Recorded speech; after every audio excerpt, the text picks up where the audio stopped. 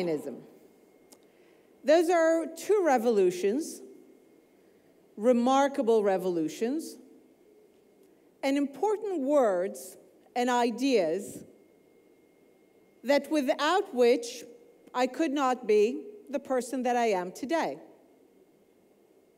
Without feminism, I could not get higher education, could not earn and save my money, own my body, marry the man that I love, vote, and be elected a member of parliament and a woman wielding power, elected power. None of these would not have been possible, and we should not take that for granted. Zionism. Without Zionism, I doubt that I would be able to be a Jew who walks with her head held up high, knowing that she is an equal in the human race, equal among humans, equal among the nations. Could certainly not be a member of parliament of the sovereign state of the Jewish people. So two remarkable ideas, revolutions, that if we have heard anything today, are far from complete. And yet, those two words have become stained, toxic, dirty. How do I know that? I've seen my colleagues, not shy women, women in parliament, women ministers in government, being asked often, journalists like to do that, they say, "Are you a feminist?" when a new woman enters the halls of power. And all too often I would see them moving uneasily, saying, "You know what, I wouldn't say I'm a feminist, but naturally I support the equal rights of men and women." And I would think, you are a feminist. And Zionism.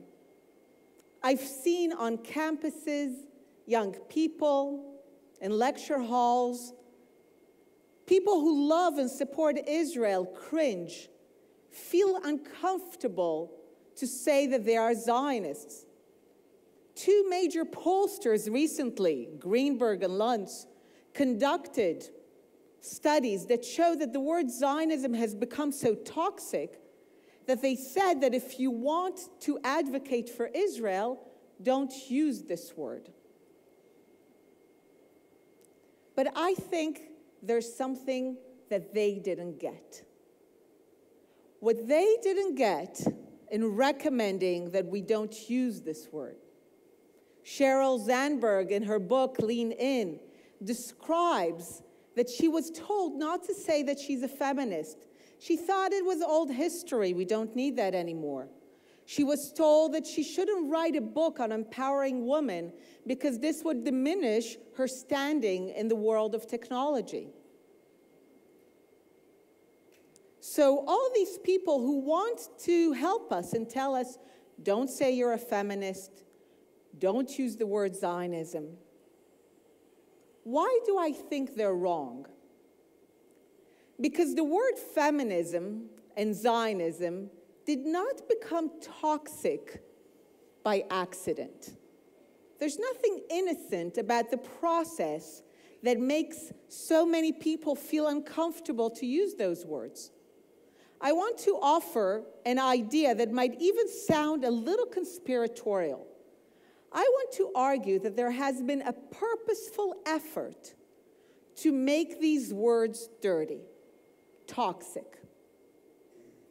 And you might say, why? And I'll explain. But first, let me show that this has been a purposeful effort. Feminists have been portrayed as hairy, man-hating, bra-burning affront to womanhood, that a respectable woman should not identify with that. Zionism, we've all seen that. We've seen placards that say Zionism equals. And it always says equals some of the worst things in the world. colonialism, apartheid, ethnic cleansing, genocide. Zionism is equated with everything that's evil. The United Nations passed 40 years ago a shameful resolution that Zionism equals racism. A purposeful campaign to make the world believe that this idea is evil. Why? Because Zionism and feminism have transformed power relations. Think about what they did. Those are two revolutions that made some of the biggest change in power relations of humanity.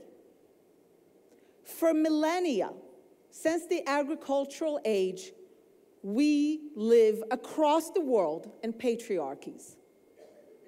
Men rule over women. Women are inferior to men. Women are the property of men. It is an established power structure across cultures, across civilizations, across geographies.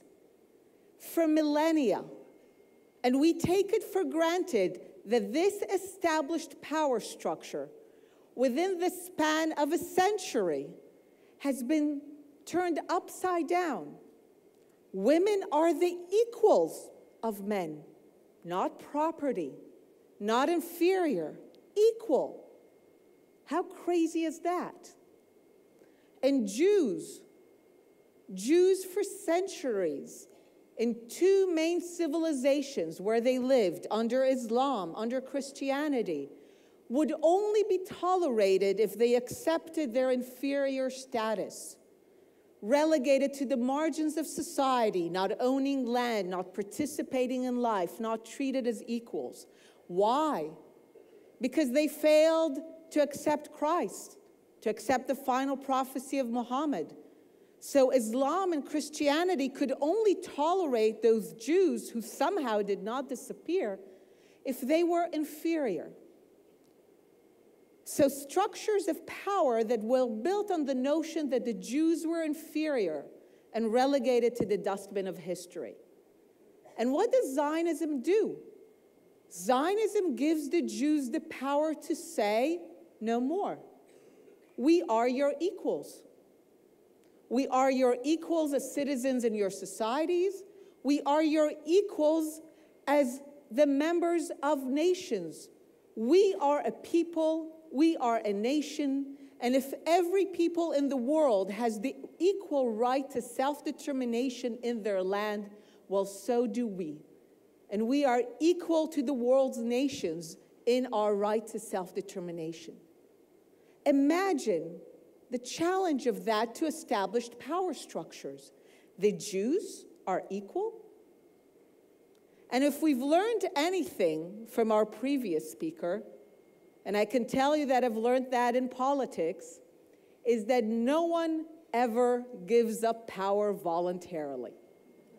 No one just gives away power. Power needs to be taken. Power needs to be grabbed.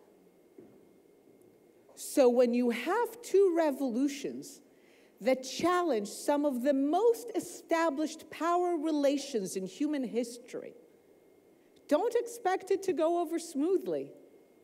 There is bound to be a backlash, an effort to restore the good old order where women knew their place, where Jews did not get it into their mind that they are equal. And so the backlash is carried out in a variety of ways. But one of the ways that the backlash takes place is the words, is to make them dirty, toxic. Why?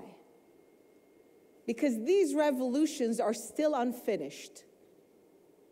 And if the backlash is trying to stop those revolutions in their tracks, even roll them back, what better way to do so than to drive a wedge between those who can carry the revolution forward and the revolution? And who can carry the feminist revolution forward better than women in power? We've heard that from our previous speakers. Women in power are needed to promote women, to make the world more equal, more just. If women in power feel that they cannot be feminists, then how would young women be recruited to their cause and follow them? How will the revolution continue? If young Jews on campuses, people who love Israel, feel that they cannot speak for the idea that made Israel possible, without which Israel would not have come into being, how will Israel continue? Because Israel was first an idea, and only then the reality we see around us. And just as the construction of Israel followed the idea of Zionism, the destruction of Israel could follow if the idea becomes something that no one wants to fight for, sacrifice for, and be associated with. So we can't give up those words. Those are revolutions that have made our lives possible, that have done good, that have empowered some of the world's longest and most oppressed people, women and Jews. And if these revolutions are to continue into the 21st century, women need to reclaim being feminists. And Jews and lovers of Israel around the world need to reclaim being Zionists. So, bear with me and help me out because I've never done it before. We'll try to do it together. You tell me, what are we if we believe that men and women both have the equal right to life, liberty, and the pursuit of happiness? We are feminists. More. We are feminists. Thank you. And what are we if we believe that the Jewish people have the equal right to self-determination in their land? No more, no less. What are we? Thank you. So, my fellow feminists and my fellow Zionists, thank you, and let the revolution continue.